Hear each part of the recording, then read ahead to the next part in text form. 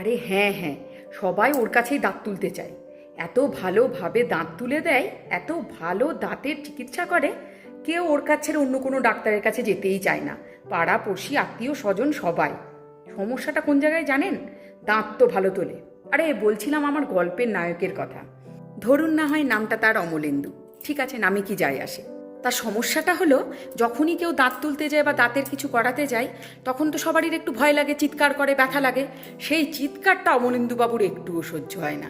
সে সবাইকে বলতে থাকে এত তো ব্যথা হওয়ার কিছু নেই যে এমন চিৎকার চেঁচামেচি করো। ইভেন তার আত্মীয় স্বজনদেরকেও বলতে থাকে যে সবাই তোরা একটু বেশি বাড়াবাড়ি করিস, এত চিৎকার চেঁচামেচি কিসের। কনস্ট্যান্ট এই কথা শুনতে কারো ভালো লাগে না, কারণ সবারই তখন দাঁতে ব্যথা নিয়ে ত্রাহি ত্রাহি অবস্থা।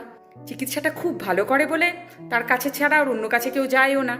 ওই আর কি, সবাই ভাবে আমাদের চিৎকারটা যদি ডাক্তারবাবু একটু সহানুভূতির সঙ্গে দেখতেন। আরে এমনকি বউকেও বলেছে, দাঁত তুলতে কারো এত ব্যথা লাগে নাকি, এত চিৎকার করো, যত সব ন্যাকামি। তা হঠাৎই তার বউ একদিন দেখে অমলেন্দু চুপ করে একটি জায়গায় বসে আছে। এত চুপ করে বসে থাকার ছেলে সে নয়। জিজ্ঞেস করে, হ্যাঁ গো, হয়েছেটা কি?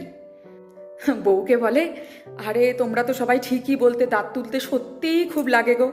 আমার দুটো দাঁত তোলার ছিল, একটা দাঁত অন্য দাঁতের ডাক্তারের কাছ থেকে তোলালাম, সে কি ব্যথা কি ব্যথা। আমি চলে এসেছি, আমি আর একটা দাঁত আর তুলব না। আজ পর্যন্ত অমলেন্দু আর দ্বিতীয় দাঁতটা তুলে ওঠেনি।